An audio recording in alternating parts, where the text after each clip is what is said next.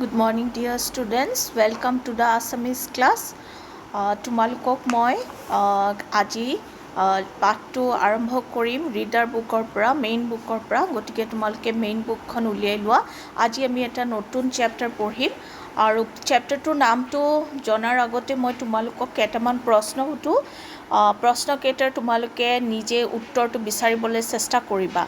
এতিয়া তোমালোকক যদি মই সুধো অসমীয়া কেইগৰাকীমান কবিৰ নাম কোৱা, তেতিয়াহ'লে তোমালোকে ভাবি চোৱাচোন অসমত খ্যাতি থকা কেইগৰাকীমান কবিৰ নাম। তেওঁলোকৰ ভিতৰত আমি ক'ব পাৰোঁ বিনন্দ চন্দ্ৰ বৰুৱা, দেৱেন্দ্ৰনাথ আচাৰ্য, তাৰপিছত আমি নলিনীবালা দেৱী, দেধাৰ কবি আছে চন্দ্ৰকুমাৰ আগৰৱালা আৰু বহুত আছে, সীমা সংখ্যা নাই। গতিকে এওঁলোক হৈছে একোজন মানে কালজয়ী ব্যক্তি যিবিলাকে সুন্দৰ সুন্দৰ কবিতা লিখিছিলে। এই গোটেইকেইগৰাকীৰ মাজত মই এটা নাম কৈছিলোঁ দেৱেন্দ্ৰনাথ আচাৰ্য।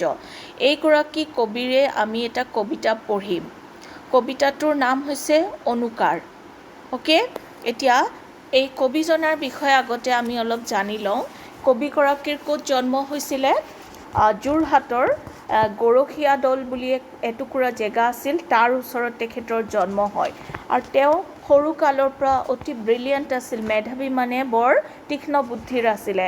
তেওঁ কি কৰিছিল, খড়গপুৰ ইউনিভাৰ্চিটিৰ পৰা বিশ্ববিদ্যালয় মানে university BTech bachelor of technology তেওঁ ডিগ্ৰী লৈ পেলাই উচ্চ শিক্ষাৰ বাবে তেওঁ ইংলেণ্ডলৈও পঢ়িবলৈ গৈছিলে। লণ্ডন বিশ্ববিদ্যালয়ৰ পৰা ইঞ্জিনিয়াৰিং পাছ কৰি পেলাই তেওঁ অসমলৈ উভতি আহে আৰু আমাৰ যিখন ইঞ্জিনিয়াৰিং কলেজ আছে, অসম ইঞ্জিনিয়াৰিং কলেজ গুৱাহাটীত আছে, সেইখন তাত তেওঁ প্ৰফেচৰ হৈ পেলাই সোমাইছিলে, কৰ্মজীৱন আৰম্ভ কৰে। আৰু তেওঁ পিছলৈ অসম গেছ কোম্পানীৰ জেনেৰেল মেনেজাৰ হিচাপে নিযুক্ত হৈ পেলাই মৃত্যু পৰ্যন্ত সেই পদতে থাকিছিলে। তথাপি তেওঁ যদিও এটা ভিন্ন চাকৰিত তেওঁ ব্যস্ত থকা এজন ব্যক্তি আছিল, তথাপি কিন্তু তেওঁ সাহিত্য চৰ্চা কৰি গৈছিল। আৰু তেওঁ ৰচিত কেইখনমান উল্লেখযোগ্য গ্ৰন্থ হৈছে অন্য যুগ, ভিন্ন পুৰুষ, কালপুৰুষ, জংগম আদি। কালপুৰুষ গ্ৰন্থৰ বাবে তেওঁ অসম প্ৰকাশন পৰিষদৰ পৰা এটা এৱাৰ্ডো পাইছিলে। 1981 চনত তেওঁৰ মৃত্যু হয় আৰু তেওঁ জংগম গ্ৰন্থৰ বাবে আফটাৰ হিজ ডেথ তেওঁ আৰু এটা এৱাৰ্ড পাইছিল 1984 চনত, আৰু সেইটো হৈছে সাহিত্য একাডেমী বঁটা তেওঁ পাইছিলে। গতিকে এয়া হৈছে কবিগৰাকীৰ চমু পৰিচয় অনুকাৰ কবিতাটোৰ। তোমালোকৰ লেচনৰ তলত দিয়াই আছে, তেওঁৰ বিষয়ে তোমালোকে লাৰ্ণ কৰিবা, এক্সামত তাৰ পৰাও আহিব। এতিয়া মই তোমালোকক আমাৰ যে কবিতাটো, এই কবিতাটোৰ যিটো শিৰোনাম অনুকাৰ যে কবিতাটোৰ নাম দিছে, সেই শব্দটোৰ যদি অৰ্থ সুধো তেতিয়াহ'লে তোমালোকে কি ক'বা? অনুকাৰ মানে কি ভাবিছানে কথাটো? অনুকাৰ মানে আমি যে আমাৰ আশে পাশে যিবিলাক শব্দ শুনি থাকোঁ, সেই শব্দবিলাক অনুসৰণ কৰি পেলাই আমি যিটো নিজে ক্ৰিয়েট কৰোঁ, চাউণ্ডটো, শব্দটো, সেইটো কয় অনুকাৰ। উদাহৰণস্বৰূপে আমি কুকুৰৰ যিটো ভইচ সেইটো অনুকৰণ কৰি পেলাই আমি ভুক ভুক বুলি কওঁ, মেকুৰীৰ চিঞৰক আমি মিউ মিউ বুলি কওঁ। এইবিলাক হৈছে অনুকাৰ। এতিয়া আমাৰ এই অনুকাৰ কবিতাটোত কি দিছে আমি এবাৰ পঢ়ি লওঁ। মই তোমালোকক পঢ়ি শুনাই দিওঁ, ধুনীয়াকৈ মনোযোগ দি পেলাই ৱৰ্ডছৰ প্ৰনাউন্সিয়েশ্যনবিলাক শুনিবা। তেতিয়া তোমালোকে পঢ়িব ভালকৈ জানিলে তোমালোকে লেচনটোৰ যিটো নলেজ হয় সেইটো বুজিবৰ কাৰণে তোমালোকৰ সহজ হ'ব। চোৱা, গিৰ গিৰ মেঘে গাজে ভৰ বাৰিষাত, চিৰ চিৰ নিজৰাৰ সুৰ শুনা মাত, জিৰ জিৰ ধাননিত বতাহৰ নাচ, ঝিৰ ঝিৰ বৰষুণে বজাই কোৰাছ, পিৰ পিৰ লানিশাৰী উই পৰুৱাৰ, ফিৰ ফিৰ বতাহত থেতুৱাই যাৰ, বিৰ বিৰ হাওদিয়া বলিয়াৰ মাত, হিৰ হিৰ কৰে নোম ডালি ডালি গাত, হিৰ হিৰ কঁপনিত দূৰৰ পাহাৰ, হিৰ হিৰ কৰে যেন খহিব অপাৰ, কিচ কিচ কৰে কলাক ডেউকা কুলিৰ, খিচ খিচ কৰে দেহা মাজত ধূলিৰ, গিজ গিজ কৰে লোক ৰভাৰ তলত, হিচ হিচ এঠাদৈ বিয়াৰ ঘৰত, উচ পিচ কৰে মন অথিৰ অবিৰ, বিজ বিজ মাছ কাছত তলত পানীৰ, লিচ পিচ কৰে হাত কিবা কৰিবলে, বিজ বিজ কৰে গাত বিছা বাগৰিলে।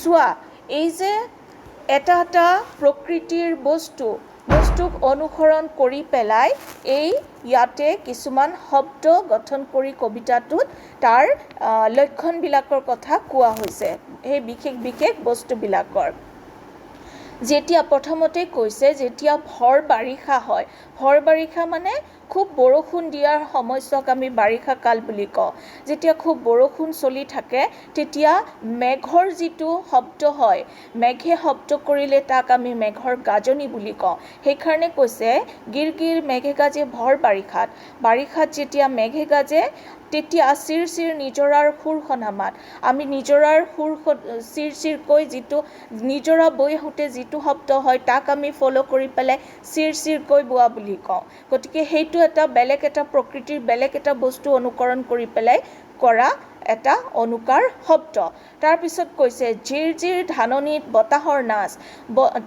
ধান পথাৰখন যেতিয়া ধানেৰে পৰিপূৰ্ণ হৈ থাকে ধান গছেৰে তেতিয়া বতাহ বলিলে এই ধান গছবিলাক ইজোপাৰ লগত সিজোপা লগ হৈ পেলাই যিটো এটা শব্দ ওলায় সেইটো ঝিৰ শব্দ বুলি কোৱা হৈছে সাউণ্ডটো ঠিক তেনেকৈ যেন ওলায় তাৰপিছত কৈছে ঝিৰ বৰষুণে বজাই কোৰাছ আৰু বৰষুণবিলাক যেতিয়া একেলগে পৰে কোৰাছ মানে কি কোৰাছ মানে হৈছে সমবেত গীত একেলগে গোৱা গীত এতিয়া ঝিৰকৈ যেতিয়া বৰষুণ পৰিব আৰম্ভ কৰে তেতিয়া এনেকুৱা লাগে যেন বৰষুণে কোৰাছে গাইছে পিৰ লানিশাৰী উই পৰুৱাৰ ফিৰ বতাহত থেতুৱাই যায় আৰু উই পৰুৱা কি জানানে এটা বগা টাইপৰ পৰুৱা ঠিক বৰষুণৰ আগে ওলায় সেই পৰুৱাটো ওলালে কি হয় লাইন পাতি পেলাই এটা ছাইডৰ পৰা এটা ছাইডলৈ গৈ থাকে গতিকে সেইটোক কৈছে পিৰ লাইন বুলি কৈছে পিৰ লানিশাৰী উই পৰুৱাৰ ফিৰ বতাহত থেতুৱাই যায়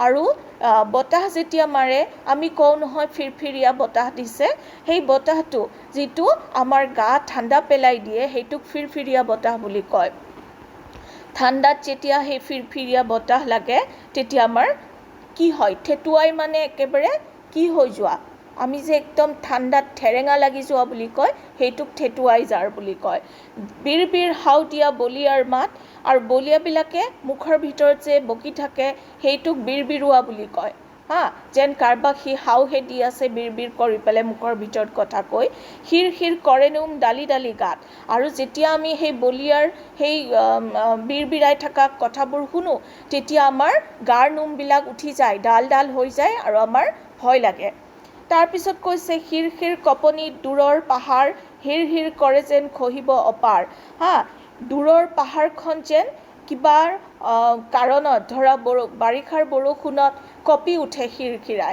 আৰু সি যেন এতিয়াই খহি পৰিব এনেকুৱা এটা ভাৱ হয় হিৰকে যেন খহি পৰিব সেনেকুৱা এটা ভাৱ হয় কিচ কৰে কলা দেউকা কুলিৰ খিচ কৰে দেহা মাজত ধূলিৰ ইফালে কুলিৰ চৰাইৰ গাটো কিচকিচিয়া কলা মানে অতি কলা হ'লে তাক কিচকিচিয়া বুলি কয় গতিকে কুলিৰ দেউকা কিচকিচিয়া আনহাতে ধূলিৰ মাজত ধূলি যেতিয়া আমাৰ গাত পৰে আমি কওঁৱেই গাটো খিচখিচাইছে অৰ্থাৎ ধূলিবিলাক আমাৰ গাত আমি অনুভৱ কৰোঁ যেতিয়া এইটো খিচখিচোৱা বুলি কয় গিজ কৰে লোক ৰভাৰ তলত যেতিয়া কিবা এটা অনুষ্ঠানৰ কাৰণে ৰভা দিয়া হয় আৰু মানুহেৰে যেতিয়া সেই ৰভাৰ তলি ভৰি যায় তেতিয়া মানুহে গিজগিজোৱা বুলি কয় মানে ভৰি পৰা গিজগিজোৱা মানে গতিকে ৰভাৰ তলত মানুহ বেছি হ'লে তাক আমি গিজ বুলি কওঁ আনহাতে হিচ এটা দৈ বিয়াৰ ঘৰত আৰু বিয়াৰ ঘৰত যে একদম মখা দৈ তাক হিচ দৈ বুলি কৈছে উচ পিচ কৰে মন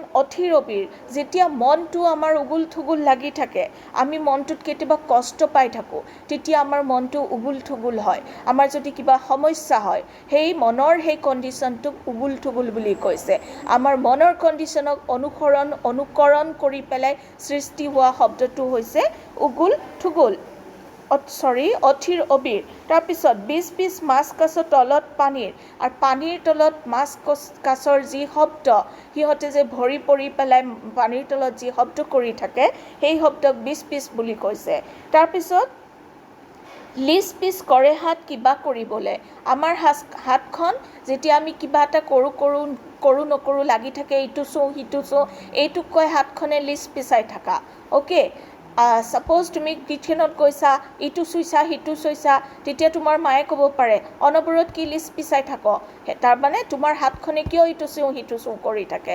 এই হাতৰ সেই কৰ্মটোক অনুসৰণ কৰি পেলাই লিষ্ট পিচ বুলি কৈছে। বিজ কৰে গাত বিছা বাগৰিলে, আৰু বিছা যেতিয়া গাত উঠে সেই এক্সপিৰিয়েঞ্চটো যোনে পাইছা সিয়ে গম পাবা। তেতিয়া আমাৰ গাটো বিজাই বুলি যে কওঁ আমি, তাৰমানে আমাৰ খজুতি উঠে, অতিষ্ঠ হৈ যাওঁ, সেই কণ্ডিশ্যনটোক বিজোৱা বুলি কয়। এতিয়া কিছুমান শব্দৰ অৰ্থ মই কৈ গৈছিলোঁ, এতিয়া মই আকৌ এবাৰ কৈ দিছোঁ, ভালকৈ মনোযোগ দি শুনি লোৱা। গাজে মানে মেঘে যেতিয়া শব্দ কৰে তাক মেঘে গাজা বুলি কয়। তাৰপিছত কোৰাছটো হৈছে সমবেত গীত, একেলগে যেতিয়া গান গোৱা হয় তেতিয়া তাক কোৰাছ বুলি কয়। তাৰপিছত উই পৰুৱা হৈছে এবিধ বগা ধৰণৰ পৰুৱা। আৰু এটা আছে নহয় বীৰ হাও দিয়া বুলি কওঁতে, এই হাও শব্দটোৰ অৰ্থ হৈছে অভিশাপ। তাৰপিছত বলিয়া মানে পাগল চবেই জানা, আৰু খহিব মানে হৈছে বাগৰিব, পাহাৰ যে বাগৰি পৰিলে তাক খহা বুলি কয়। তাৰপিছত আহিলে অথিৰ অবিৰ মানে সমস্যাত থকা, মনটো আমাৰ উগুল টুগুল অৱস্থাত থকা। এই ৱৰ্ড মিনিংকেইটা মই কৈ দিছোঁ, তাৰপিছত তোমালোকক ক্লাছতো গুগল ক্লাছৰুমত দিয়া হ'ব, সেইকেইটা তোমালোকে চাই পেলাই লিখি ল'বা। আজি মই এইটো পিৰিয়ডতে মোৰ আৰু এটা ক্লাছ থাকে, সেইটো মই সদায় ৰেকৰ্ডেড ক্লাছ কৰোঁ, কিন্তু আজি সিহঁতৰ এটা এক্সাম থকাৰ কাৰণে তোমালোকৰটো মই ৰেকৰ্ডেড কৰি সিহঁতৰটো লাইভ কৰিব লগা হৈছে, সেইকাৰণে মই আজি এইটো ৰেকৰ্ডেড ক্লাছ কৰিছোঁ। এতিয়া আমি বেলেগ কুৱেশ্যনবোৰ আমি পিছত কৰিম লাইভ ক্লাছত। তোমালোকে কুৱেশ্যন নম্বৰ 2টো চোৱাচোন, কিহৰ লগত কি মিলিব, ইফালৰ ৱৰ্ডছৰ লগত সিফালৰ ৱৰ্ডছখিনি আমাক মিলাব দিছে, সেইটো এবাৰ কৰি পেলাই চাওঁ। ধাননিৰ লগত কি মিলিব, পয়েমটোতে আছে ধাননিৰ লগত ধানে ধানে লগ হৈ পেলাই যিটো বতাহত শব্দ ওলায় সেইটো আমি অনুকৰণ কৰি কি শব্দ কৈছিলোঁ, জিৰটোৰ লগত মিলোৱা। কপনিটো শিৰ, নিজৰা হ'ব চিৰ, পৰুৱা হ'ব পিৰ, বতাহ হ'ব ফিৰ, গাজনি হ'ব গিৰ, মেঘে গিৰগিৰাইছে বুলি যে কওঁ আমি, তাৰপিছত গাৰ নোম শিৰ। এইটো পয়েমৰ পৰাই তোমালোকে ধুনীয়াকৈ উলিয়াই ল'ব পাৰিবা, তথাপি মই তোমালোকক কৈ দিলোঁ। আৰু পিছত লাইভ ক্লাছত মই আকৌ ধুনীয়াকৈ, কোনোবাই যদি বুজি পোৱা নাই মোক আকৌ সুধিব পাৰিবা। আৰু এইটো কুৱেশ্যন নম্বৰ 2টো মই কৰিবলৈ দিছোঁ তোমালোকক, সেইটো কৰিবা। মই যেনেকৈ কৈ দিলোঁ সেইটো শুনি পেলাই ভুল নকৰাকৈ কৰিবা, আৰু এবাৰ পয়েমটো চাই ল'বা। আজি তোমালোকৰ হোমৱৰ্কটো হ'ব কবি দেৱেন্দ্ৰনাথ আচাৰ্যৰ বিষয়ে লিখা। তেওঁৰ ডেছক্ৰিপশ্যনটো বুকৰ লেচনৰ তলত দিয়াই আছে। সেই তেওঁৰ বিষয়ে তোমালোকে শিকিব যে লাগিব, সেই পাৰ্টটো যাতে নেগলেক্ট হৈ নাথাকে, সেইকাৰণে তোমালোকে কপিত লিখি ৰাখিবা, আৰু যিটো কৰিবলৈ দিওঁ সেইটো কৰিবা। অ'কে, আজি ক্লাছটো তেতিয়াহ'লে ইমানতে ফিনিছ কৰিলোঁ। Thank you all.